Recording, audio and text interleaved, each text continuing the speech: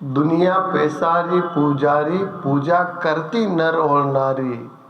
माया पैसारी, ओ माया पैसारी। जी हाँ, आज के इस भौतिकवादी आर्थिक युग में पैसा और पद का बड़ा महत्व है। पद और पैसा नहीं तो अच्छे कपड़े नहीं, पद और पैसा नहीं अच्छा खाना नहीं, पद और पैसा नहीं रिश्तेदार नहीं, पार्टी शो नहीं, पैसा नहीं तो इज्जत नहीं। मैं मानता हूँ पैसा से सुकून नहीं खरीदा जा सकता, लेकिन सुकून देने वाली अधिकांश चीज़ें पैसों के द्वारा ही खरीदी जा सकती है। कुछ लोग कहते हैं हमने पैसा नहीं इज्जत कमाई है।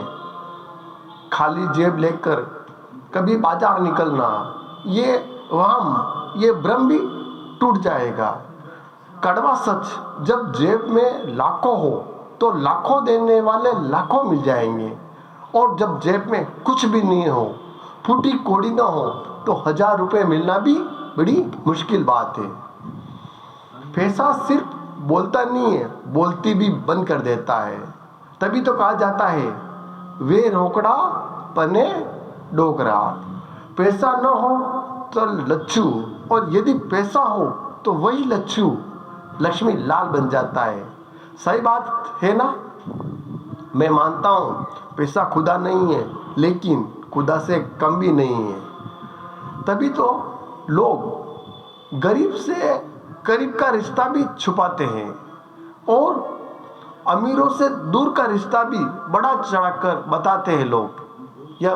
और एक और विचित्र बात, आजकल के ज्ञानी महापुरुष संत ज्ञान बांटते हैं, धन संपदा मोह माया ये सब मानव जीवन के लिए व्यर्थ है, ये सब बेकार है।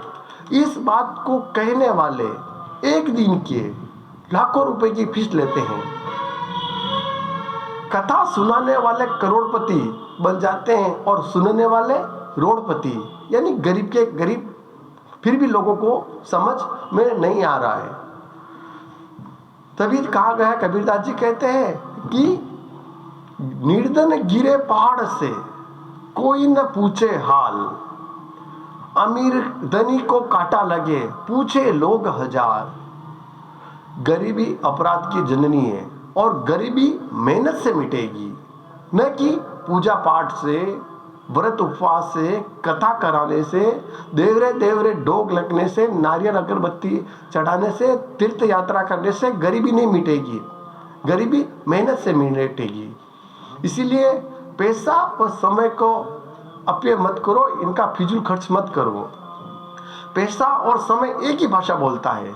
अगर तुमने मुझे आज बचा लिया तो मैं तुम्हें कल बचा लूंगा।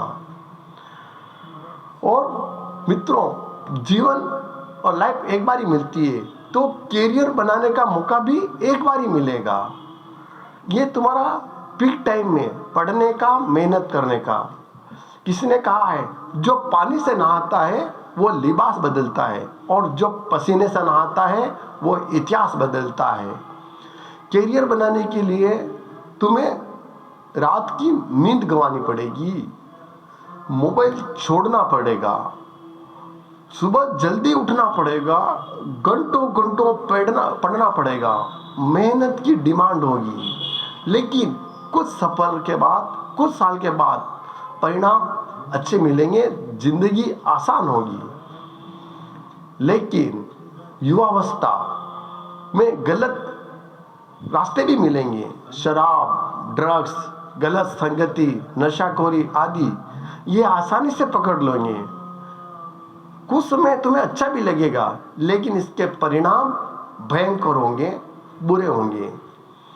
आज आप 6 घंटे नहीं पढ़ सकते तो 12 घंटे मजदूरी के लिए तैयार रहना। डॉक्टर अंबेडकर साहब भी कहते हैं पैरों में भले ही जूता हो ना हो, हाथों में किताब होनी चाहिए। अगर तुम्हें बाज की तरह उड़ना है तो कबूतरों का साथ छोड़ना होगा, गलत संगत छोड़ना होगा। क्योंकि शिक्षा ही एक ऐसा फूल है जो जितना खिलता है उतना महकता है। और कुछ लोग अक्सर अपने आप से, ईश्वर से शिकायत करते हैं, मैं गरीब हूँ, मेरे पास कुछ नहीं है, मेरे पास ये नहीं है, मेरे पास वो नहीं है। मेरा उनसे निवेदन है, तुम क्यों कहते हो मैं अमीर घर से नहीं हूँ, तुम क्यों कहते हो मैं गरीब हूँ। अगर सच में कोई दिक्कत है, सच में कोई परेशानी है, तो उस परेशानी को दूर करो ना। जिंदगी में बहाने बनाना, कमियां निकालना ने से जिंदगी में कामयाबी नहीं मिलती है। अगर सच में कामयाब होना है तो इन कमियों पर चलना सीखो और इन परेशानियों से लड़ना सीखो। अगर तुम गरीब घर में पैदा हुए हो, इसमें तुम्हारी कोई गलती नहीं है, ये तुम्हारे बस में नहीं था, लेकिन तुम्हारे माँ बाप का बुढ़ापा भी इसी गरीबी में बीते, तो गलती इसमें तुम्हारी भी होगी, क्योंकि you have power to change the destiny of your all family. मतलब तुम्हारे पास पूरे परिवार की गरीबी मिटाने की ताकत थी, अवसर था, जो तुमने गलत संगत, गलत आदतों के कारण व्यर्थ में गंवा दिया है।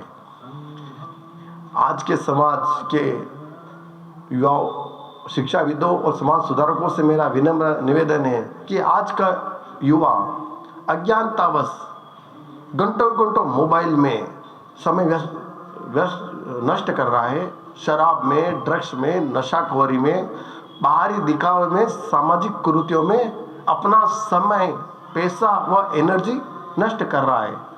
कारण पारिवारिक हो या सामाजिक हो, लेकिन आज के इन युवाओं को मार्गदर्शन के लिए हर गांव में निःशुल्क लाइब्रेरी की व्यवस्था करवाएं। हर गांव में युवाओं के पढ़ने के लिए निःशुल्क कोचिंग की व्यवस्था हो।